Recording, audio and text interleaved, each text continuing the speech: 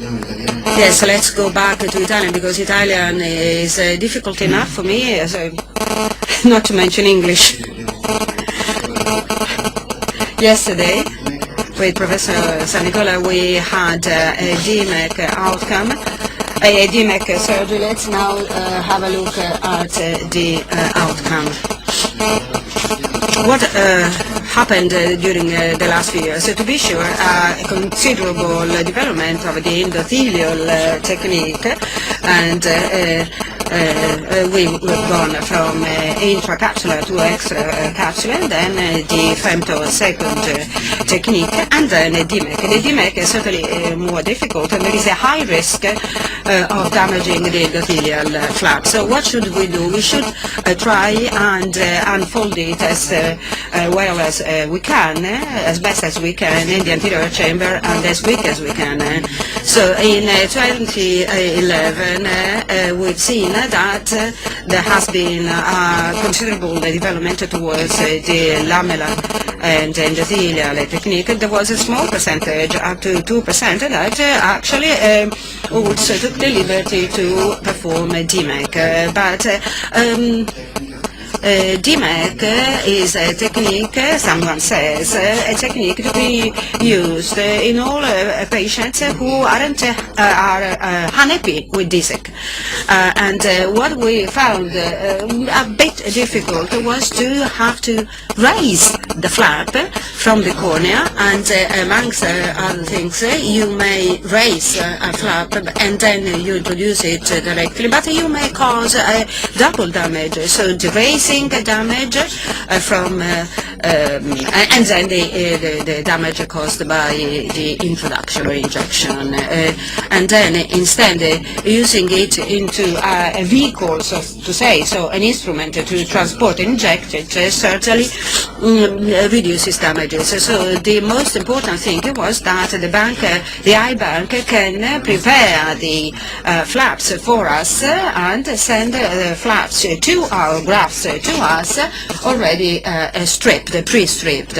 So as you may see here, this is a number of patients, 12 eyes of 12 patients suffering from bullous keratopathy, 3 eyes. And so we see here the graft rejection and the graft detachment up to 1, 3 and 6 months. These patients were operated upon in 2014, and we have already marketing this cannula in 2014, thanks to an Italian company producing the cannula that you've seen yesterday using by the Professor San Nicola. So an irrigating hook, an irrigating cannula, and another cannula having 6 holes as a whole, 3 holes on each side, and making it possible to unfold properly the graft. That's it.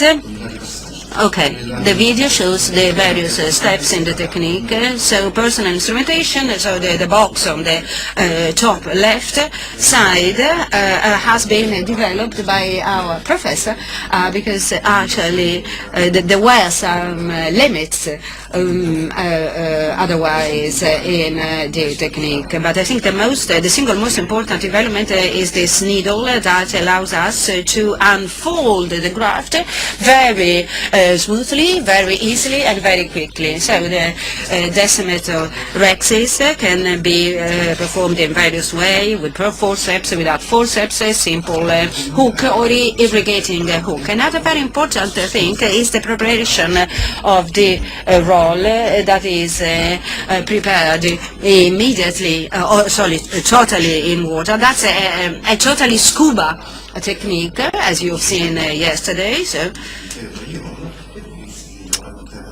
And then we can introduce into the launching camera, and also here in more complex cases with a partial bleeding, the final outcome was more than satisfactory. So the unfolding was performed perfectly and quickly.